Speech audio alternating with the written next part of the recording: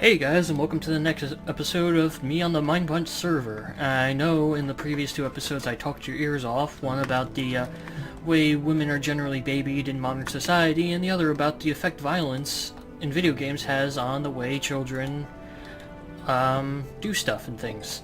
And I couldn't really think of a good rant this time around that I could just, go off on. So I decided to just talk about different types of video games, in particular like adventure, open world type games, some of the pros and cons and such, considering that I will eventually be going into game development when I get back into doing, college stuffs. Figured now would be a good time to, just sort of list off some of the things I like and such. And hey, Shadowkiller's recording right now. Go to his channel, like right now. You can find it in the description. Just hit more information, and I believe is Game Shadows. Anyway, yeah, a lot of people love open world games because of the sense of adventure it gives them. Particularly games like Fallout, where you didn't know what zany shenanigan would come up next, or in particular with Skyrim, you didn't know what was going to be in the next cave or whatever. But there are some open world games that just don't feel like an open world. Like, for example, anything based off an actual city, for example, Prototype, didn't really feel too open world for me since it's based very heavily off New York. I can't remember whether they actually set it in New York or whether it was set in something called Freedom City or something like that, something along those lines. But since it was based on an actual city, then there wasn't too much exploration to be done because it was literally just a carbon copy of New York. So, yeah.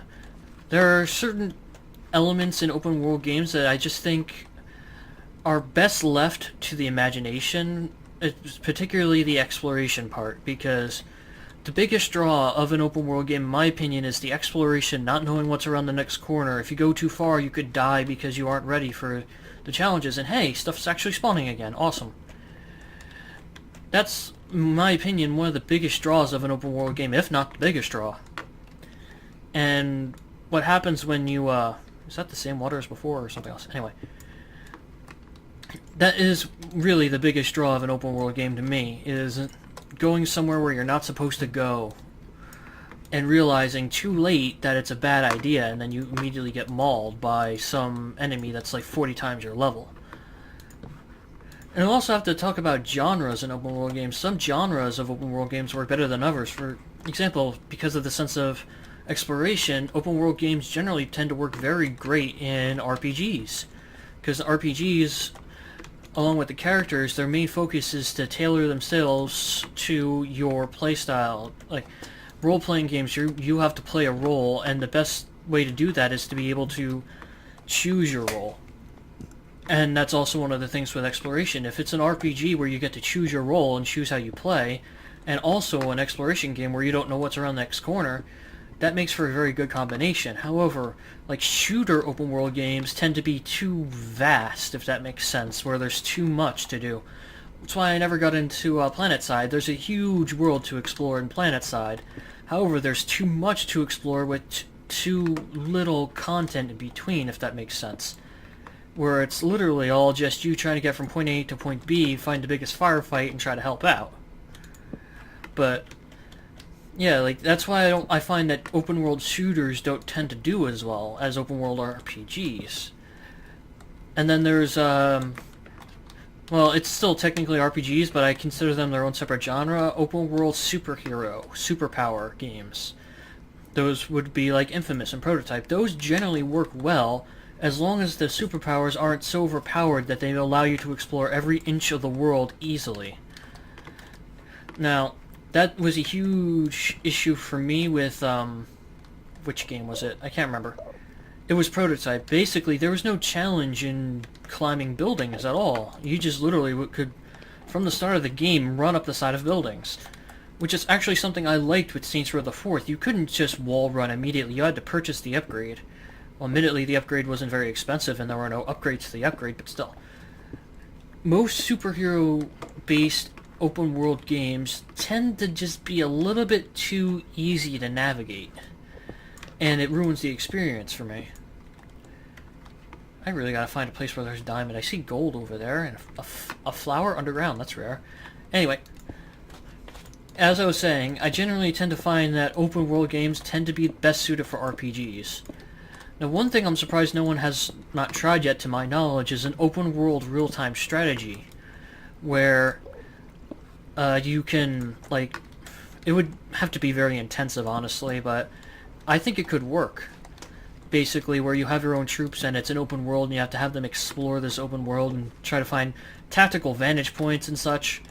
But again, that's one of the reasons why I want to go into game development, because that's not something I have heard of, and that's something I think would do very well in today's gaming industry with the increase in specs and stuff, with better hardware and everything. I think it's something that could be done in the next generation set of consoles, would be to have that kind of game. And the closest thing I've seen to that type of game is Mount & Blade Warband, and that's not even open world. That is a set world with different maps. Well, I can't remember the name of the series I used to play, but damn, it was so long ago. It was like a combination of strategy and hack and slash, where you had this army and your own personal unit, and while your own personal unit wasn't all powerful, your personal unit generally tended to decide the difference between tight matches and such. I can't remember the name of the series for the life of me. It's one I played for a while, and then I was thinking about playing the sequel, and I heard the sequel strayed away from its roots and then tried to be more of an RPG than a strategy game, and it ruined it, so yeah. I mean, there are some games that I think just work better than others for the purposes of being strategy and open world and such. Now, the problem with that I have with most shooters is that a lot of times there's very little story to back it up. And sometimes the stories are just cliche, or you can sort of pick out what happens. Like, for example, Black Ops, I kind of figured out what was going on midway through, and I'm just thinking to myself, yeah, they probably should have been more careful with the way they told the story, because when the big reveal of Black Ops happened, then I'm just like, yeah, I knew this already. I figured it out. It was no secret. And other times, it's not that the game has a poor story, it's that just the story, again, is just poorly told. And that's one of the big bugaboos I have with a lot of games, is that a lot of games are forgetting that people will play for just the story. It's not just the gameplay that gets people to play games. Sorry about that. Seems like this cavern is sort of just closed off. I don't think I can find anything in this one, unfortunately. Which kind of stinks. I was really hoping this one would have diamond. But yeah, that's the issue. Again, like, a lot of, like, really good games that could have been great have been just curtailed by poor storytelling. Even, like, games that could have had great stories just don't do well because it's just not well told. Great concepts are wasted on some games, which I just find to be almost, well, not a crime, but damn near criminal. Because there are games that have such great concepts, and it's just such a shame that they aren't fleshed out. And then there are games that just ruin great concepts, like, and one concept I find is never done well in any video game is time travel, because it always opens up the question, why couldn't he just travel back in time to change something? Especially when things go south. Okay, why don't they just travel back in time? Because apparently they can. That's the reason why I always find that time travel is way more trouble as a storytelling element than it's worth. Because, well, so far the only game I've seen that is even halfway close to pulling off storytelling is Fire Emblem Awakening, and I still haven't gotten very far in that one. It's actually what I've been playing non-stop for the past couple days. I think I'm on like chapter 5 or something. I'm playing on casual because I'm actually enjoying the story for once. And I normally never enjoy the story on strategy games. Matter of fact, I don't usually enjoy strategy games at all, so far it's working well. But again, it's not fleshed out, and I don't know how much big of a role that the actual time travel has in Fire Emblem. So it's also my first Fire Emblem game, so I don't know anything about it. I just know there's something like a fell dragon that happens or something. I don't know. I do know there is a Fire Emblem which you receive. I don't know if it's significant yet, but I do know you receive it. Because I've received it. I also don't know how long it's going to be until it gets stolen. But I'm willing to bet it will get stolen, and we'll have to get it back or something. Anyway, yeah, that's the way some games are going nowadays. It's just that storytelling...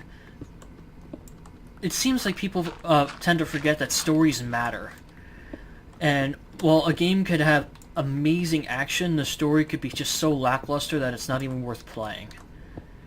I'm trying to think of one game that did that for me, where it was amazing action and the story was utter shit. Actually, Prototype 2. I hated the story so much.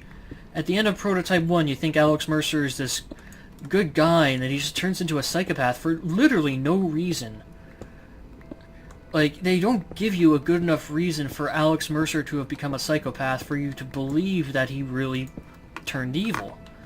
And that, I think, is a bit of a crime because it ruined a great story. Prototype 1, well, admittedly it wasn't a great story, but it was passable. And then they just went ahead and butchered it to make Alec a madman, and it didn't work. Another thing that I see that tends to ruin games at times are bosses. Particularly bosses where they shouldn't be, or boss battles that just aren't well done. And again, Prototype did that well, because Alex Mercer was the final boss in Prototype 2, spoilers, by the way. And he was a pushover. Just once you figured out his pattern, it was like, okay, are you done? Are you done? Are you done? Good, you're done. Attack, attack, attack. Okay, you're done. And that's basically how it went. It's one of the reasons why I don't like playing some games nowadays, simply because boss battles are ruined, honestly. Like, I can't remember the last time I played a truly amazing boss battle and actually felt like I had accomplished something after it. The last time, honestly, would have to be Tales of Vesperia, with the final boss against, again, spoilers if you have never played Tales of Vesperia, which I highly recommend. Tales of Vesperia is an amazing game, so go play it, like, right now. Like, go out for your Xbox, buy an Xbox if you don't have one, go out, play that game, beat the game, come back, and then listen to me say, Duke was the final boss, and he was an amazing final boss, especially because I had collected all the Fell Arms, and I didn't even know what they had done. And then at the end of the boss battle, when I finally defeated him, got his health to 0, suddenly the Fell Arms start rotating in the air, and I realized, wait, what the fuck is happening? And Duke absorbs, like, their power or some shit, and he immediately turns to, like, level 70 or 80 or something ridiculous, and immediately becomes, like, 1,000 times harder. I have a heart attack trying to beat the guy, and when I finally do beat him, I throw my controller up into the air and start cheering, especially since I beat him with the Miracle Art, which you get an achievement for. I think that's actually the boss's secret factor. Each boss has a secret factor, and Duke is defeat Duke with Yori's Mystic Art, which I did, and was awesome. The cutscene was amazing. And when I beat him, I was just jubilant. And that never happens to me for a boss battle anymore. Ever. Let's see. What else? Let's see. I think one of the other bosses that sort of did that for me was Final Fantasy IV. The one with Golbex. The final boss in that one. I forgot his name, but once I figured out the strategy for him, I was just kind of underwhelmed. Not because the boss wasn't challenging, because until you figured out his pattern, he could be downright devastating. Basically, the whole thing is you put Phoenix on Kain, and you have Kain jump once he begins charging his Ultra Art, whatever it's called, I forgot. And then when he launches the Ultra Art, you let every character die, and then activate Phoenix. Then Kain dies, but everyone is fully restored with full HP and mana, and then you just use an elixir on Kain. And then you wail on him until it happens again, you have Kain jump. And just do that until the boss is in his final form, in which case you just wail on him and hope to God that he doesn't use Meteor on you. So that's basically how that boss went. And once I figured out the pattern to it, I'm just like, really? Oh, man. Alright, I'm gonna cut away until I find a section of this cave I haven't explored yet, because honestly I'm getting tired of looking. Alright, I'll be right back, guys. Alright guys, I'm back, and that cave was pretty much fully explored, so I have to exit, and plus I gotta make a trip to the house to store all this crap at. But at least I cut it all out for you, so you guys wouldn't have to watch that. And now I just gotta remember where the hell my house is. Okay, so... I'm on a separate island from my house, so ouch. So I gotta find the coast of this because I remember seeing a mountain. I forgot my boats. Oh well. I can just make another one. I brought plenty with me for that reason. Okay, that... Can't tell. I think that looks like snow, actually. I don't see a mountain anywhere. I'm gonna go with my gut feeling here. Go this way. So... Oh, I think I see it. Yep, that's the mountain, I believe. Pair of mountains, rather. Ouch. Hopefully I didn't get lost. That's one thing I don't like in Minecraft, is getting lost. I mean, sure, getting lost is quite fun, but... Okay, let me... Did that wolf just kill a... Okay. Hang on. There we... Yeah, for some reason I was getting some chunk loading errors. Wouldn't load the chunks correctly. There. Oh, shut up, wolf. Okay, this is most definitely not that mountain. Let me get to the top of it. Leads me to believe I should have gone the opposite direction.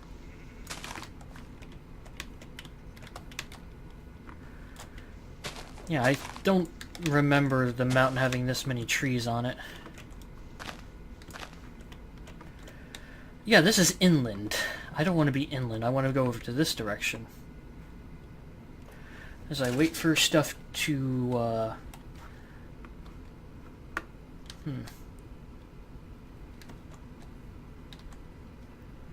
Yeah, that's definitely not where I was. My house is right near the coast, near the mountains, so... What I'm thinking about doing is being careful while I do this. Alright, this is a good cave. Let me just mark it with a torch. And then... I know this is just a river, so... Gotta make myself a boat. Alright, and let me actually put the crafting table in my inventory, and boats, boats, boats. I can leave this crafting bench right here. I'm not going to break the boat, or at least I hope not. I probably will, considering this is a lake and not a river like I thought it was. Turn, you bastard, there we go. Oh, no, this one actually points out to the ocean, I believe. Unless more... Yeah, this is inland. God damn it. Well, hopefully this river winds its way toward the... That's not promising. I don't remember seeing that on my way in. This, however, is promising, because this looks like an ocean. This is indeed an ocean. Okay, so I think it was the... Yeah, I'm at the opposite coast. I should be on the other side. Oh, my house was on the coast, so it's just a matter of time before I find it. Which is right there. Sweet. Okay, found my house. It looks like my farms are doing quite well. Da da da da da da da da. Boink. Hey, I want to get out. How do I forgot how to get out of a boat? Wait, where's my boat going? Stop it! Stop it! Stop it! Why is my boat continuing to go? I want it to stop. There we are. Oh, my boat's at the bottom of the... There we are. Ah, who would have thought I could have had such an adventure just boating? Okay. There we are. Let's put all this stuff away. Gotta harvest my crops here. That was not ready to be harvested. That, however, was. Okay. Remember, the darker the color, the better. Do. Yeah, I think the next time I do a little bit of a rant, I'm going to do one on what makes Minecraft such a great game. Which I'm pretty sure if you're watching this, you already know what makes Minecraft a great game.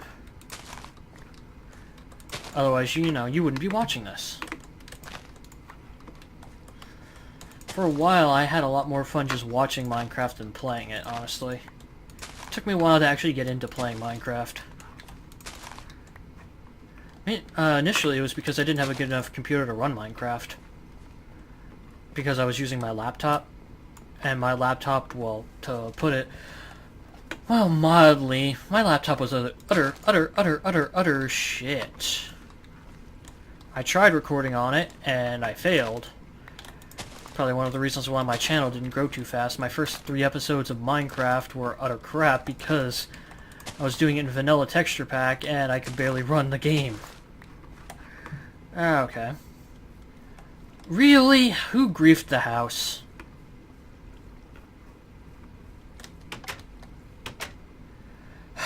Hang on one second, I kind of have to blow up the Skype group chat. I will be right back. Alright, well, until I find the culprit, the entire house is underwater. You're being... Is this for realsies? Wow. There we go. Fixed. Jesus Christ.